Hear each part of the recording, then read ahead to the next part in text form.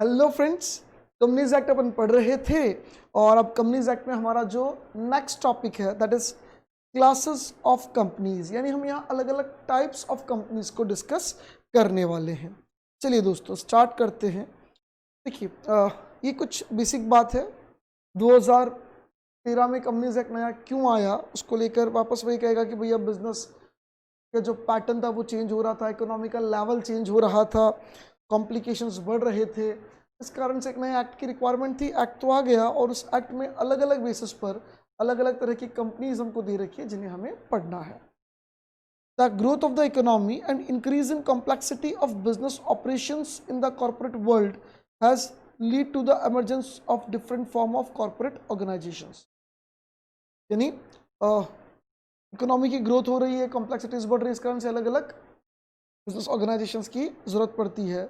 To regulate them, the Companies Act 2013 has broadly classified the companies into various classes. Companies Act 2013 ने अलग अलग types of companies clearly define कर रखी है। एक कंपनी में be incorporated as one person company, ये अपन पढ़ेंगे। प्राइवेट कंपनी और ए पब्लिक कंपनी, तीनों अपन डिस्कस करेंगे depending upon the number of members. अगर एक ही मेंबर ज्वाइन करता है तो वो वन पर्सन कंपनी है, कुछ मेंबर अप टू 200 वैसे ज्वाइन करते हैं दैट इज प्राइवेट कंपनी, और बहुत सारे मेंबर होते हैं तो पब्लिक कंपनी। हालांकि अपन बहुत स्पेसिफिकली इन सबको डिस्कस करेंगे। अभी ये समझ लें एक बंदे वाली वन पर्सन है, कुछ लोग हैं तो प्राइवेट और ज़्यादा है तो public. Again it may be an unlimited company और may be limited by shares और बाय गारंटी और बाय बोथ। यानी एक अनलिमिटेड कंपनी भी हो सकती है जहां मेंबर्स की लायबिलिटी अनलिमिटेड होगी, ये हम ऑलरेडी डिस्कस कर चुके हैं। लायबिलिटी अनलिमिटेड भी हो सकती है, उसके पीछे लिमिटेड या प्राइवेट लिमिटेड वर्ड नहीं आता वहां पे कंपनी के नाम के पीछे। और एक लिमिटेड कंपनी भी हो सकती है, लिमिटेड बाय शेयर्स भी हो सकती है, लिमिटेड बाय गारंटी भी हो सकती है और बोथ भी हो सकती है। यानी एक कंपनी ऐसी हो सकती है जो लिमिटेड कंपनी है और लिमिटेड बाय शेयर्स है, तो जो भी अनपेड शेयर अमाउंट होगा बस वही पे करने के लिए इन्वेस्टर बाउंड है, या शेयर होल्डर या मेंबर जिसको हम बोलते हैं बाउंड है, उससे आगे उसकी लायबिलिटी नहीं बनती। अगर लिमिटेड बाय गारंटी कंपनी, तो जो उसने गारंटी दी है कंपनी को, जो कंपनी के डॉक्यूमेंट्स में उसकी गारंटी मेंशन्ड है, वहां तक के लिए वो लायबल है। एक होती है guarantee company with share capital, यानी गारंटी कंपनी है और उसमें शेयर्स भी हैं, उसकी लायबिलिटी गारंटी अमाउंट की भी बनती है, और अगर कोई अनपेड शेयर अमाउंट है तो वो भी उसकी बनती है, गारंटी यानी जिम्मेदारी बनती है, लायबिलिटी बनती है। On the base of control हम लोग आगे डिस्कस करेंगे एसोसिएट कंपनी क्या होती है, होल्डिंग कंपनी क्या होती है, सब्सिडरी कंपनी क्या होती है, और कुछ दूसरे नाम और हैं जैसे foreign company, government company, small company, dormant company, Nidhi company, company formed for charitable objectives. ऐसी अलग अलग कंपनीज को हम यहाँ और डिस्कस करने वाले हैं, हम और पढ़ने वाले हैं। चलिए दोस्तों स्टार्ट करते हैं हम सबसे पहले on the basis of liability. Liability limited है कि अनलिमिटेड है, शेयर कैपिटल के अकॉर्डिंग है कि गारंटी के अकॉर्डिंग है, इसको लेकर हम अलग अलग टाइप्स ऑफ कंपनीज की बात करेंगे। नहीं, सबसे पहले अपन स्टार्ट करते हैं on the basis of liabilities. इसमें हम एक पेज ऐड कर लेते हैं, और थोड़ा सा मैं आपको कुछ समझा देता हूं, उसके बाद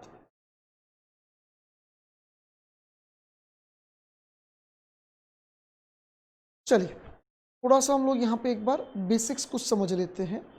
on the basis of liability, on the basis of liability. Liability के बेसिस पर अगर अपन बात करें तो कंपनी दो तरह की हो गई। एक तो अनलिमिटेड लाइबिलिटी वाली कंपनी, यानी मेंबर्स की लाइबिलिटी अनलिमिटेड होगी, यानी मेंबर्स की पर्सनल लाइबिलिटी बनेगी। अगर कंपनी को कभी लॉस हुआ तो मेंबर्स की पर्सनल असेट्स को सेल करके कंपनी के उस लॉस को फुलफिल किया जा सकता है। ऐसी कंपनी को अपने नाम के पीछे लिमिटेड या प्राइवेट लिमिटेड वर्ड लगाने की जरूरत नहीं है। और ऐसी कंपनी का जो मेमोरेंडम ऑफ एसोसिएशन होगा उसमें अलग अलग क्लोज होते हैं, आगे हम पढ़ेंगे मेमोरेंडम के बारे में। उसमें लाइबिलिटी क्लोज अब्सेंट होगा, यानी लाइबिलिटी क्लोज की जरूरत ही नहीं है। एक होती है लिमिटेड लाइबिलिटी वाली कंपनी। लिमिटेड कंपनी में जो उसके मेंबर्स होंगे उनकी लाइबिलिटी क्या होगी, लिमिटेड होगी। लिमिटेड अब अगेन दो तरीके से हो सकती है। एक हो सकती है लिमिटेड बाय शेयर्स और लिमिटेड बाय गारंटी। अगर हम शेयर्स वाली कंपनी की बात करें तो यहां पर जो मेंबर होंगे वो शेयर होल्डर कहलाएंगे, क्योंकि शेयर होल्डर जो है वही मेंबर है। ठीक है साहब। दूसरा इंपॉर्टेंट बातें कुछ अपन डिस्कस कर रहे हैं लिमिटेड बाय शेयर्स कंपनी के लिए। दूसरा, यहाँ पे जो शेयर होल्डर होगा उसकी जो लायबिलिटी बनेगी वो सिर्फ अनपेड शेयर कैपिटल के लिए बनेगी, यानी जो अनपेड है, जो अभी तक उसने पे नहीं किया। हाँ, हो सकता है कंपनी ने कॉल भी नहीं किया, जैसे 10 रुपए का शेयर था, कंपनी ने हो सकता है 10 रुपए कॉल कर लिए, इसने 8 ही पे किए तो 2 रुपए की लायबिलिटी तो बनती है। और कंपनी ने 8 ही कॉल किए और इसने 8 ही पे किए तो भी इसकी 2 रुपए की लायबिलिटी बनती है कि कंपनी जिस दिन मांगेगी उस दिन इसको देने पड़ेंगे। यानी अगर कंपनी की जो असेट्स है वो कंपनी के डेट्स के पेमेंट के लिए सफिशिएंट नहीं है तो कंपनी अपने शेयर होल्डर को बोल सकती है कि देख बेटा, हमने तुझे 10 रुपए का शेयर इशू किया था और तूने हमको 8 रुपया ही दिया है, अभी 2 रुपया और बाकी है, वो 2 रुपया दे, जल्दी दे, फटाफट दे। तो कंपनी 2 रुपया मांगने का अधिकार रखती है। क्लियर करना, ये 2 रुपया कभी भी मांगा जा सकता है, यानी ड्यूरिंग कंटिन्यूटी ऑफ बिजनेस भी मांगा जा सकता है और ड्यूरिंग वाइंड अप भी मांगा जा सकता है। यानी जब कंपनी बंद हो रही है उस समय असेट्स कम हो गई, लायबिलिटीज ज्यादा है, हमको पेमेंट ज्यादा करने हैं, और कंपनी बोलती है यार देखो, हमने तुझे 10 रुपए का शेयर इशू किया था, तूने 8 ही दिए थे, 2 रुपए और दे दे। यानी at the time of wind up मांगा जा सकता है, बिल्कुल कंपनी मांग सकती है। बट वाइंड अप नहीं आया है, during the continuity of business company सोच रही है हम और थोड़ा सा एक्सपांशन कर ले, बिजनेस थोड़ा सा और बढ़ाएं, और कुछ करना चाहती है, कंपनी को नीड है किसी भी तरीके से, कंपनी की मर्जी, और कंपनी बोलती है कि भैया आपका 2 रुपया आप दो, तो कंपनी मांग सकती है। अगर हम लिमिटेड बाय गारंटी की बात करें तो इसमें 2 बातें होती है क्लियर करना, एक गारंटी वाली विथ शेयर कैपिटल हो सकती है और एक विदाउट शेयर कैपिटल हो सकती है। एक तो विद शेयर कैपिटल, एक विदाउट शेयर कैपिटल। यानी एक ऐसी कंपनी जिसमें शेयर कैपिटल है, एक में नहीं है। अगर शेयर कैपिटल है तो इसके मेंबर भी शेयर होल्डर ही कहलाएंगे। इनके जो मेंबर्स होंगे उनकी लायबिलिटी 2 तरीके से बनेगी, एक तो अनपेड जो अमाउंट है वो तो देना ही है, दूसरा गारंटी अमाउंट भी देना पड़ेगा। और विदाउट जो शेयर कैपिटल कंपनी होगी, देखो अब एक डाउट आ सकता है, सर जब शेयर कैपिटल नहीं तो कंपनी चलेगी कैसे? कई बार कंपनी को शेयर कैपिटल की जरूरत होती ही नहीं है, कई बार कंपनी को शेयर कैपिटल की जरूरत होती ही नहीं है। जैसे हमने एक कंपनी बनाई, कोई रेलवे स्टेशन बस स्टैंड का जो पार्किंग था, पार्किंग कॉन्ट्रैक्ट लेने के लिए। अब पार्किंग कॉन्ट्रैक्ट लेने के लिए हमको शेयर कैपिटल की जरूरत क्या है? हाँ, हम अगर डिफॉल्ट करते हैं तो हमारे जो मेंबर्स हैं उन्होंने गारंटी दी, उनकी गारंटी से पैसा आएगा, आप ले लेना। भाई हमें क्या करना है, रेलवे को या जो भी बस स्टैंड वगैरह को हम जिस अथॉरिटी से हम परमिशन ले रहे हैं पार्किंग की, पार्किंग का हम जो कॉन्ट्रैक्ट ले रहे हैं, तो हमें पार्किंग स्टैंड का कॉन्ट्रैक्ट लेने के लिए उन्हें खाली गारंटी देनी है, कंपनी को उन्हें गारंटी देनी है कि अगर हम कोई गलती करते तो हमारी 5 लाख रुपए गारंटी, 10 लाख रुपए गारंटी। और वो गारंटी कंपनी में किसने दे रखी है? जो कंपनी के मेंबर्स ने किसको गारंटी दे रखी है? कंपनी को, कि भैया अगर कंपनी पर लायबिलिटी आई तो हम रिस्पॉन्सिबल है। मान लो 10 मेंबर है, हर मेंबर ने 2-2 लाख की गारंटी दे रखी है। अगर कभी भी कंपनी के ऊपर कोई आंच आती है तो 2-2 लाख रुपए हम देने को रेडी है। और कंपनी के पास अब कैपिटल भले ही नहीं है पर 20 लाख रुपए की गारंटी है, टेक्निकली वो कंपनी की एसेट से, कंपनी की संपत्ति है, कंपनी के पास 20 लाख रुपए की गारंटी है। ऐसे लोग बैठे हैं कंपनी के अंदर जो कंपनी को 20 लाख रुपए देने को तैयार है, और वो कंपनी गारंटी आगे दे के कॉन्ट्रैक्ट ले लेती है पार्किंग स्टैंड का या ऐसा कुछ भी कोई बिजनेस करना हो। या कई बार ऐसी कंपनी डोनेशंस के थ्रू या लोन के थ्रू भी काम करती है, खुद की कैपिटल नहीं है, 5-50 हज़ार रुपये चाहिए, लोन ले लिया, बैंक के पास गए, बैंक ने बोला लोन, बोले कंपनी ने कहा हमारी गारंटी, हम पैसा देंगे। बैंक ने कहा भैया तेरी तो गारंटी है पर तेरे पास किसकी गारंटी है? बोले मेरे मेंबर्स की। ये देखो मेंबर्स ने हमको 20 लाख की गारंटी दे रखी है, मेंबर्स के फाइनेंशियल स्टेटमेंट देखो बहुत साउंड है, और हम आपको आगे गारंटी देते हैं। तो इस तरीके से कंपनी फंड अरेंज कर सकती है अगर जरूरत पड़े तो, और कई बार जरूरत पड़ती भी नहीं है। तो विदाउट शेयर कैपिटल हो सकती है। क्लियर करना, विदाउट शेयर कैपिटल में कंपनी में जो मेंबर होगा वो मेंबर होगा, शेयर होल्डर नहीं होगा। यानी क्लियर करना, each and every share holder is member but each member is not share holder, क्योंकि कंपनी विदाउट शेयर कैपिटल भी हो सकती है। अब एक बात हमेशा ध्यान रखना, जो अनपेड वाला अमाउंट है वो कभी भी मांगा जा सकता है, एनी टाइम, कंटिन्यूटी में भी और वाइंड अप में भी। लेकिन जो गारंटी अमाउंट है ये सिर्फ और सिर्फ वाइंड अप पे ही मांगा जा सकता है, जब कंपनी बंद हो रही हो। जो उसमें भी जो कंडीशंस लिखी गई, इन कंडीशंस में मांगेंगे बस उसी समय आप मांग सकते हो, बाकी नहीं मांग सकते हो। एक शेयर्स वाली कंपनी नहीं, जिसमें शेयर्स है नॉर्मल, ये जो शेयर्स वाली नॉर्मल कंपनी है, इसमें अगर एक व्यक्ति अपने शेयर्स किसी और को ट्रांसफर करना चाहे, इजीली ट्रांसफरेबल होते हैं। पब्लिक प्राइवेट दो पार्ट होते हैं कंपनीज में, आपने शायद पढ़ा भी होगा थोड़ा बहुत, आगे हम डिस्कस भी करेंगे। In case of public company आप आराम से शेयर ट्रांसफर कर सकते हो, कोई रिस्ट्रिक्शन नहीं, कोई रोक टोक नहीं। In case of private company बिल्कुल थोड़ा बहुत रिस्ट्रिक्शन हो सकता है। लेकिन पब्लिक कंपनी में भी क्लियर करना, जो विथ शेयर कैपिटल है या जो शेयर कैपिटल है, सिर्फ गारंटी कंपनी नहीं है, शेयर कैपिटल वाली कंपनी है, उसमें आप इजीली ट्रांसफर कर सकते हो। लेकिन बट अगर गारंटी कंपनी है तो उसमें आप अपने शेयर्स का या अपने हिस्से का, अपनी मेंबरशिप का ट्रांसफर नहीं कर सकते हो इजीली, उस पर रेस्ट्रिक्शन हो सकते हैं। अब इसमें लॉजिक समझने की कोशिश करना। मैं एक गारंटी कंपनी का मेंबर हूं और मैंने उस कंपनी में 10 लाख की गारंटी दे रखी है।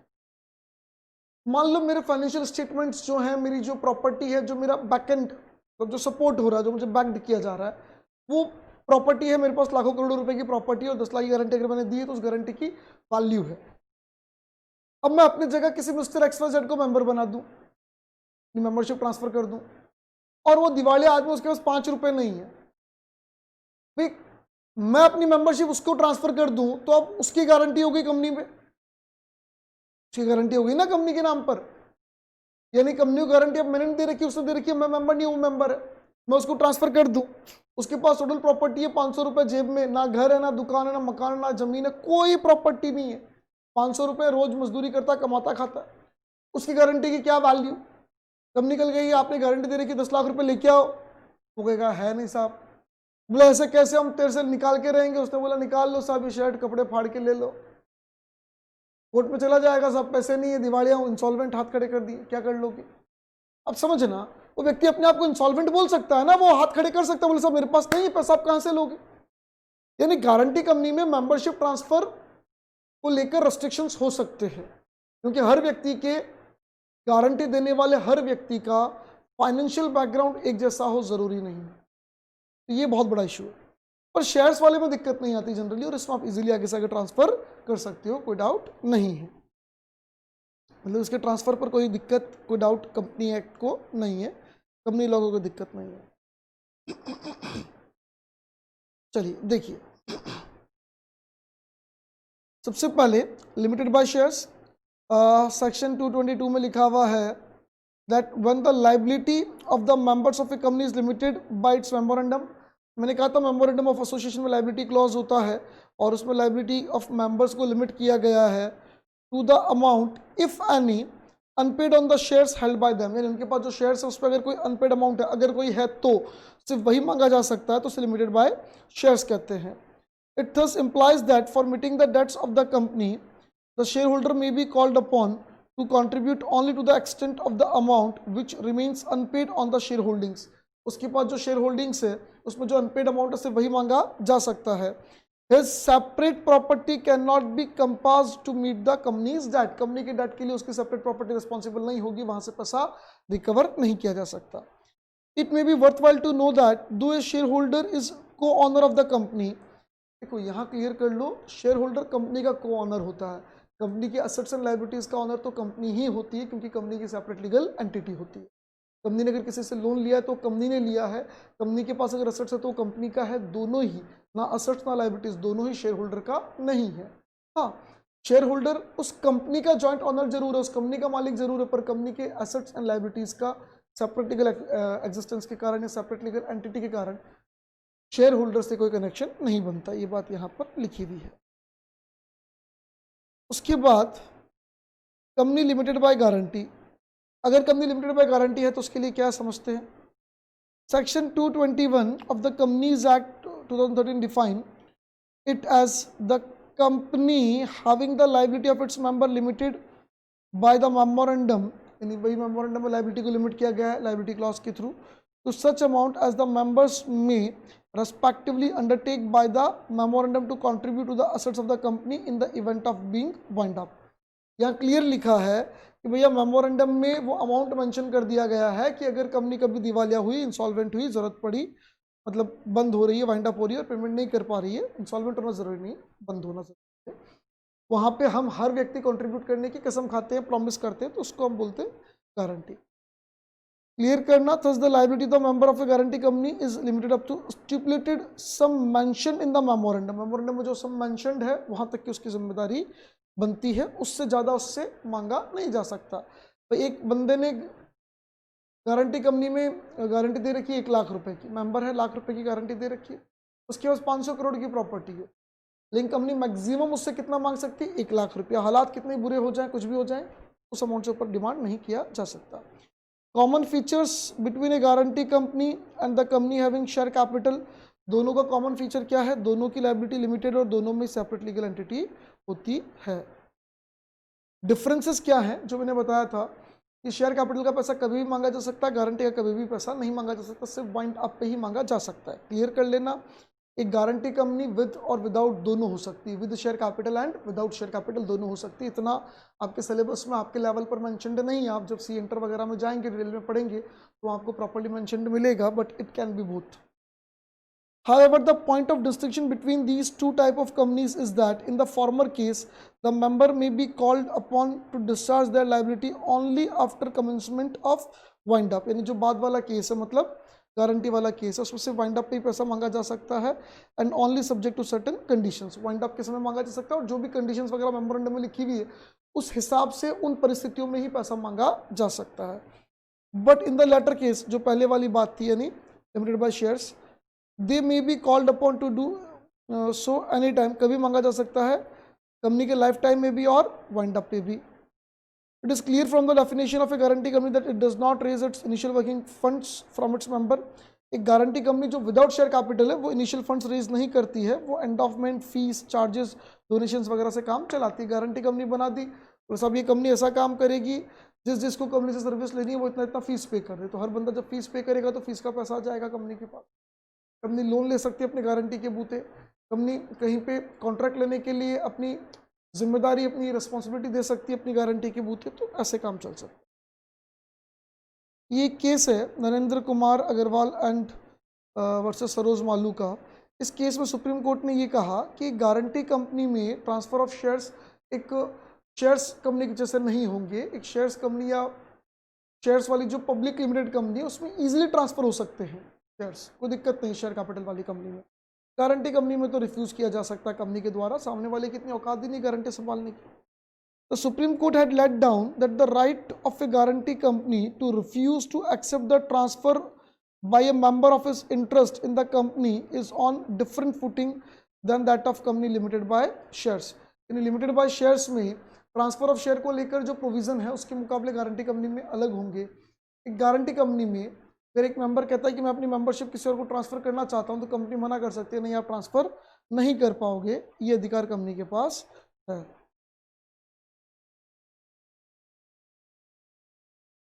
चलिए, अनलिमिटेड कंपनी, बहुत सिंपल सी बात है। The companies act 2013 define unlimited company as a company not having any limit on the liability of its member. Members की लाइबिलिटी पर कोई लिमिट नहीं है, यानी मेमोरेंडम में कोई लाइबिलिटी क्लॉज नहीं है। In such a company the liability of a member ceases when he ceases to be a member. यानी जब तक एक व्यक्ति मेंबर रहेगा तब तक उसकी लाइबिलिटी अनलिमिटेड है, और जैसे वो मेंबर हट जाएगा उसकी मेंबर की लाइबिलिटी जीरो हो जाएगी। क्लियर करना, अनलिमिटेड कंपनी में भी ट्रांसफर ऑफ फिर आसान नहीं होगा, कंपनी चाहेगी तो करेगी वरना नहीं करेगी, जैसे गारंटी में था, क्योंकि यहाँ पर एक व्यक्ति की पर्सनल लाइबिलिटी बनती है। अब उस व्यक्ति की कितनी औकात है उसके हिसाब से तो कंपनी की औकात डिसाइड की जाएगी।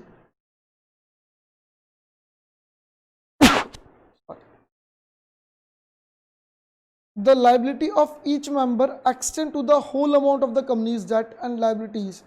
यानी कंपनी की लाइबिलिटी बनी एक्स्ट्रा लाइबिलिटी एसेट्स के ऊपर, मान लेते हैं अपन 20 लाख रुपए। टोटल कंपनी के पास एसेट्स है 70 लाख की, और कंपनी को जो डेट्स वगैरह पे करने हैं वो हैं सपोज 90 लाख के। तो 70 और 90 20 लाख का डिफरेंस आ गया, तो कंपनी की एक्स्ट्रा लाइबिलिटी कितनी बन रही है 20 लाख की।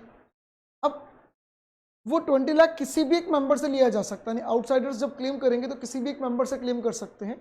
पार्टनरशिप वाली सेम बात है, अनलिमिटेड लाइबिलिटी है तो किसी भी एक मेंबर से क्लेम कर सकते हैं, लेकिन वो मेंबर बाकी के जो मेंबर्स हैं उनसे प्रोपोर्शनेटली पैसा क्लेम कर सकता है। यानी किसी एक मेंबर को अगर पूरा डेट पे करना पड़ा तो ही have right to claim proportionate amount from remaining members, same as the case was in partnership. जैसा पार्टनरशिप में था सेम टू सेम रहेगा।